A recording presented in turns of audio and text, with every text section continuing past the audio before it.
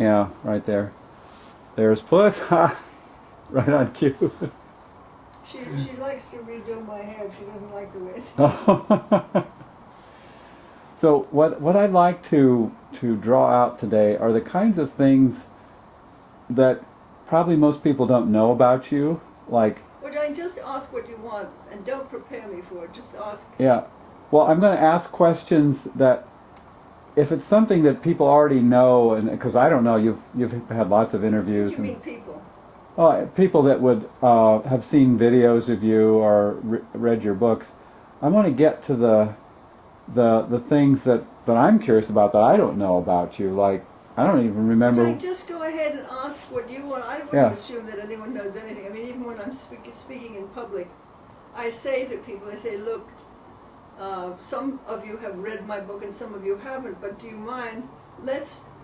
I'm going to speak as though you haven't. Mm-hmm. And then, so please, if you've already read it and it sounds familiar, forgive me, but you might have questions or something like that. Yeah. But I've got to speak for the people who don't know anything about it. But in this case, I'm more interested in you personally and what led to your Just, as I say, do your work. Ask what you want to ask. Like, where were you born? I don't even know. New York. New York and New York City? Manhattan. In several generations born in Manhattan. Oh, really? So you're a born and bred city girl. Where? Born and bred in the city. Born and bred and buttered, right. You love to play with words. That's yes, I'm afraid that's my yeah. race. Well, my mom all the time. My mom lived there in the 30s. She went to Packer Institute and graduated from there, and then got hauled off to Ohio. So then, where did you go to school? What's your schooling like? Well, I started off in I don't know which came first. I think I was in a private school on Park Avenue, if you please, and then I got haunted by an orange arithmetic book. I can remember it even now. And it was bothering me so much because I always thought I was supposed to do my homework, and I didn't have it done. And I was, Miss Haynes, she was perfectly nice, but she was like a nightmare figure, this orange arithmetic book looming, through all my play and everything. And finally I thought, well, the only way to escape the arithmetic book, I figured, because my mother was a kind of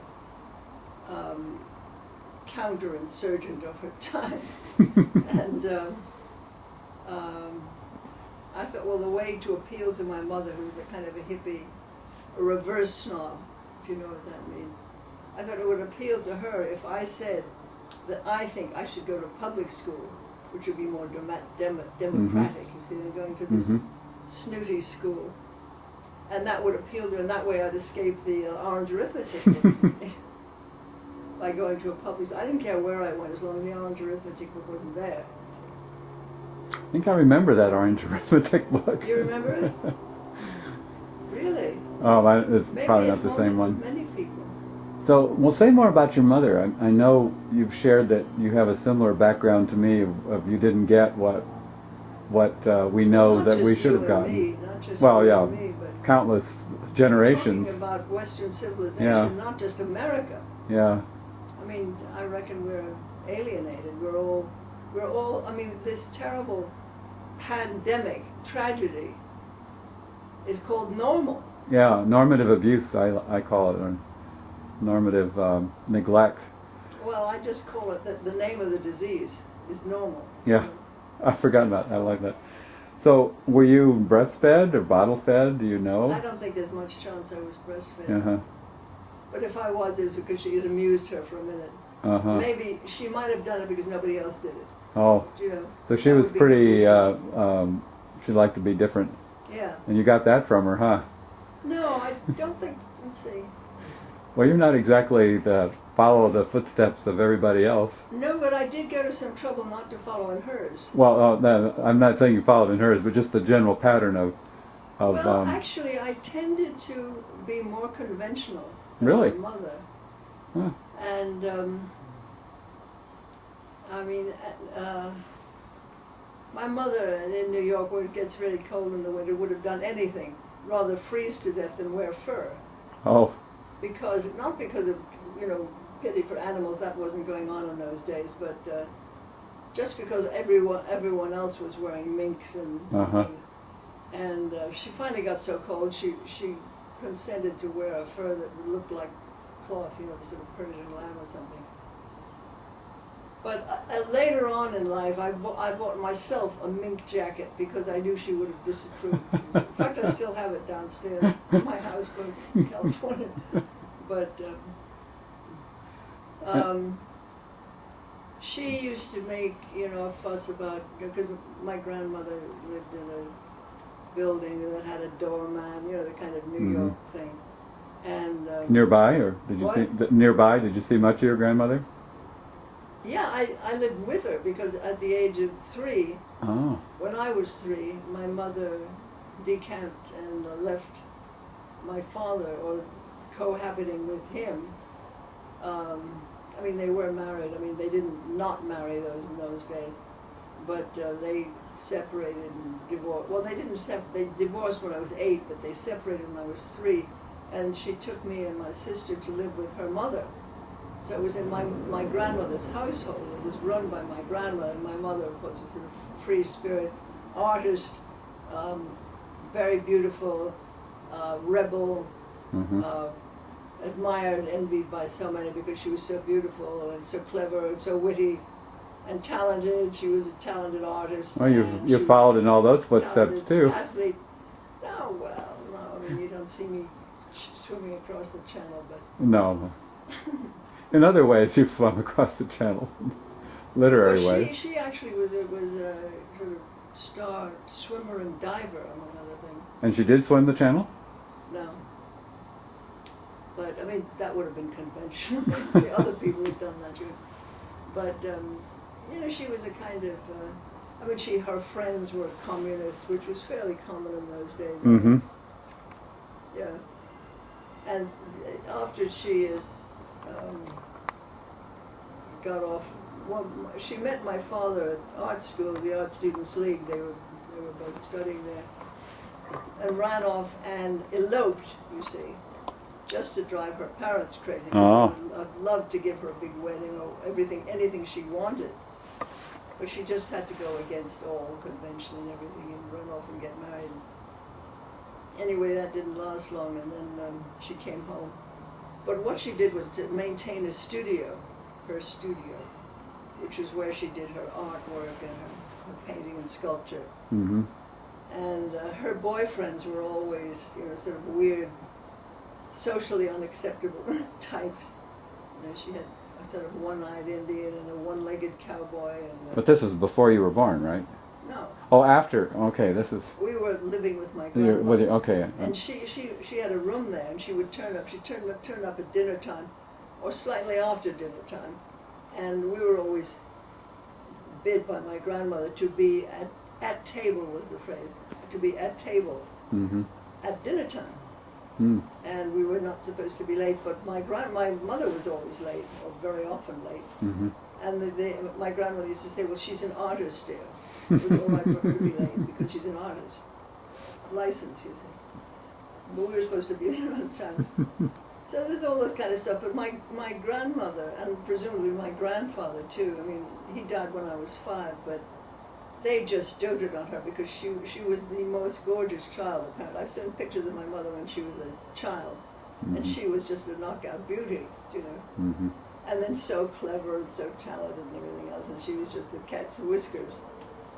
And so I guess she was spoiled, and her sister Mm-hmm. always seems to defend her. I'm not quite sure what it is, it's sort of anybody's guess, but I guess there was no competing, so she defended her. Mm-hmm. Were you close to her, to your aunt? Not really. I mean, I had my whole focus in childhood was to get my mother to pay attention to me Yeah. without ever succeeding. Mm-hmm. So I was just trying to think, what could I say, what could I do to make her notice me? Or, I mean, what I really wanted was for her to be proud of me, but that was way out of the possibility. I just wanted her to even just notice me, you know? Oh yeah, I know that one really well. How was it with your father? Like, did you see much of him after? He was gone when I was 3. And did you have any contact after that? Well, he was boring. was boring as hell. He was a religious fanatic, Mm. and when my sister got diphtheria, he was a Christian Scientist. Mm-hmm. And when she got diphtheria, which is really dangerous, he wouldn't call a doctor. Mm. So my grandmother, who was in fact a great lady, and I didn't appreciate what a really deeply great lady she was until Mhm. later, because I Mhm. thought everyone was like that. Mm-hmm. But afterwards I found that she's a really exceptionally, signorile is the Italian word for a lady who was very much a lady, Mhm. deeply a lady, Mhm. with generosity and with goodness and qualities that, of the best kind of ladylikeness or whatever. But anyway, when my sister was apparently appeared to be dying of diphtheria, and my father refused to call a doctor, she said, Jim, if you don't call a doctor, that little girl's going to die. And he said, well, if you call a doctor and she dies, it'll be your fault. At which my grandmother said, fine, call the doctor and just saved her life. Mm.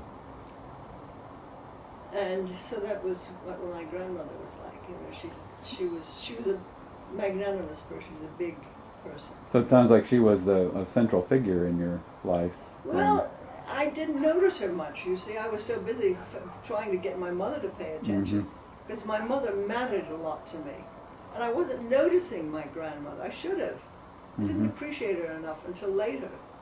Was she very warm? Did you sit in her lap, or was she physical at all? My grandmother? Yeah. I mean, we would certainly be welcome to sit on her lap, but I was so busy trying to get onto my mother's lap, I wasn't noticing. Do you know what I mean? It's crazy. Uh-huh. So that, it was just a matter of not paying attention to the fact that my grandmother was, I mean, and she had other kind of qualities that I also didn't notice. For example, she never told us which fork to use. She expected us to notice, which we did. Mm-hmm. We knew, how to behave, and as I say, I expected other people to be as hospitable as she was, Mm-hmm. or people who came to our house and our table and so forth. It turned out they weren't, and I didn't notice until I was out in the outside world, and I found that other people weren't Yeah. as kind of magnanimous and she trusted us. She didn't sort of say, even when I was older and had boyfriends, she never said, oh, don't do, as though she was suspecting me to do something naughty. Mm-hmm. I even used to close myself in my bedroom with a boyfriend. Mm-hmm. And she never questioned having the door closed. Mm.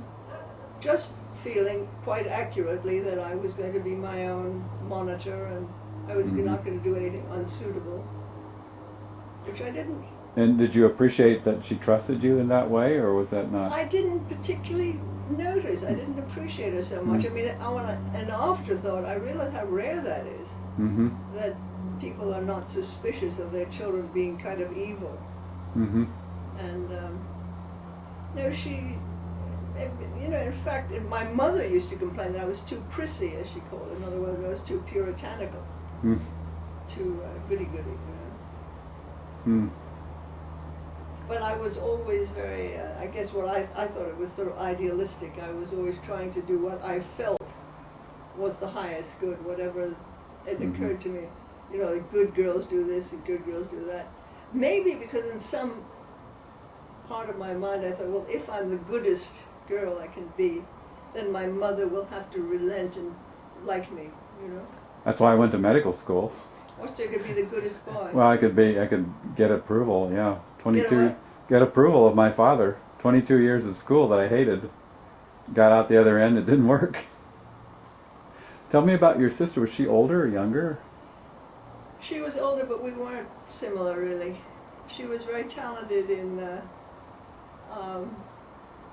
painting and sculpture and music. Mm-hmm. Um, Were you close at all? How much apart not in age really. were you? We used to, we were close physically, because, we shared a room and Mm-hmm. we were there. How much older was she? A couple of years, but my mother, I guess my grandmother was quite exceptionally intelligent, but that wasn't her specialty, you know. She was very highly regarded, respected by her friends. She had childhood friends all her life who just adored her.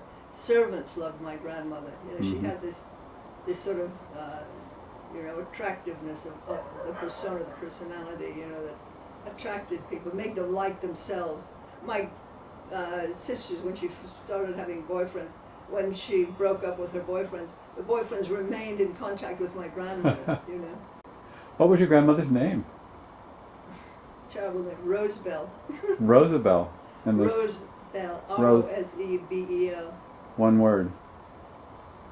But and the family name? We called her Darling. Her nickname was Darling, and we always called her Darling. Oh. Because, you know, when we were little, she'd come to our little cribs or whatever and say, "Do you know Darling?" So we would just parrot it back to her. So that was the word. So she was always Darling. That was her name for us. You know. What was her family name? Stiebel. Stiebel? Stiebel. That's German? German Jewish. So my father's ancestors were Nazi types, and my mother's ancestors were Jewish. So we had half Nazi and half Jew. Interesting combination. Yeah. And what was your mother's name? Helen. Helen Stiebel, and then she took the name Liedloff, and that's where you got Liedloff. That's the German. Well, that's my father's name. Yeah. And then you were at this school on Park Avenue, and did you escape that? Were you able to get away from the orange arithmetic? Yeah, I went to the public school. You did do that, okay. Yeah. At what age? I think it was about 8. I know I was in school in Park Avenue at 8, so maybe at 9 when I got to the public school. And then, did you go on to high school there, or what? Oh gosh,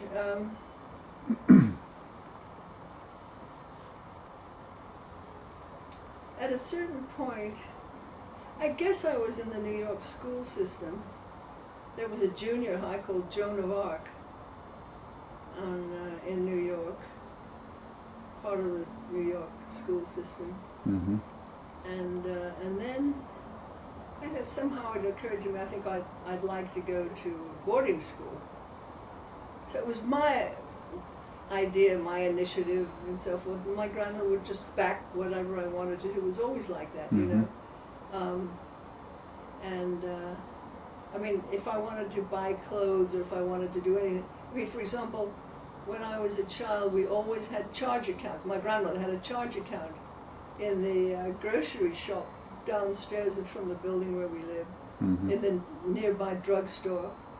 And so if we wanted ice cream sodas and things like that, we just go in and charge them. So there's no question about it. I mean, no one ever said how much money are you spending or any limit or anything. Do you know? Yeah, we had a similar situation, but it was for groceries, not for ice cream. Yeah, but I mean, I could invite people, and oh, great. I mean, I wasn't supplying every child. I mean, I think I did everything sensibly with moderation. And so you went to boarding school then? I then went to, and I think I took my mother with me. There's a place in Rockefeller Center where you could look up schools and their reputations. We want to have one with a good scholastic standing. And we got one in Poughkeepsie, New York, a Quaker school. What was the name? Called Oakwood. I've heard of that. Well, I don't recommend it. So how was it for you? They traumatized me. Oh. Well, I mean, I went there, and it was a school. Was it co-ed or girls? I think it was co-ed. Yeah. But, at a certain point, they had this assignment where you had to do something called an English project, which is a sort of a special thing. You're supposed to do Mm-hmm. at the end of the term, you know, your own special effort. And you could do write a story or a poem or make a Shakespearean stage set, which seemed rather irrelevant, but anyway, do these different things. And it had to be handed in on a certain day. And of course, as usual, I hadn't done mine, and at the time was getting shorter and shorter. And I was getting sort of anxious to have it done. So I think it was like Friday, and it had to be handed in on Monday, and I hadn't done it. I thought, well, the thing I can do that's smallest, that I can get away with, that's shortest, right, is a poem, you know? Mm-hmm. I mean, a poem is equal to a story, but it's smaller, right? Mm-hmm. So I decided to write a poem, and I'd never written a poem before. Well, I had written one that was like, no, I hadn't. Anyway, so I wrote this thing called The Year, right? Mm. And it had 12 parts. One was called January, one was called February, and so on. 12 poems, made up of 4 sort of quatrains, or whatever you call them, you know, Mm-hmm. each. Couldn't have been simpler, the form, you know, with, I think, a certain amount of rhyming in it. I mean, anyway, so that's what I decided to do. So, you know, I started writing on Friday night or Saturday morning and handed it in on Monday. Next thing I knew, I guess it was the English teacher to whom I had handed it in, who said, I don't know whether she sent me down to the headmaster's office or whether she said she didn't believe that I had written it or what. But anyway, she sent me to the headmaster. He said, we don't believe you have written this yourself. We don't even believe you could understand it, let alone. I was 14, right? Mm. So,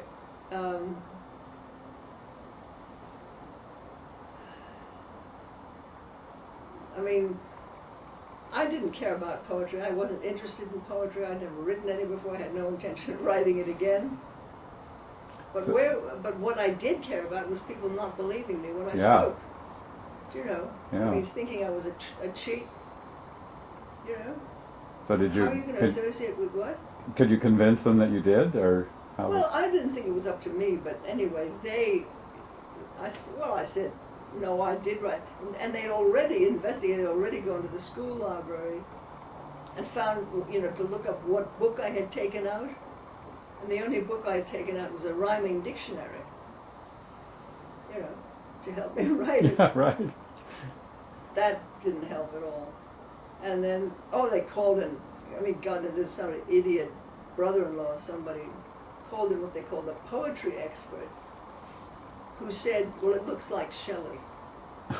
Well, I mean, the complete works of Shelley are available to the public, so what are you telling me, this 14-year-old, you know, what are you talking about? Crazy. And terribly irresponsible. I mean, you might have had a budding poet. Yeah, they nipped that in the bud. Well, they could have. Luckily, I didn't give them I didn't give them any credence. I didn't have enough regard for them to be nipped. I mean, there was no but, and I wasn't going to be a poet anyway. But if I had been, Yeah. I felt that they were fools. I really felt that, Yeah. and I thought this is such a stupid way to behave. That luckily it didn't have any effect on me. So you were there I for didn't regard them as authorities. What I'm saying. 4 years that you spent there then?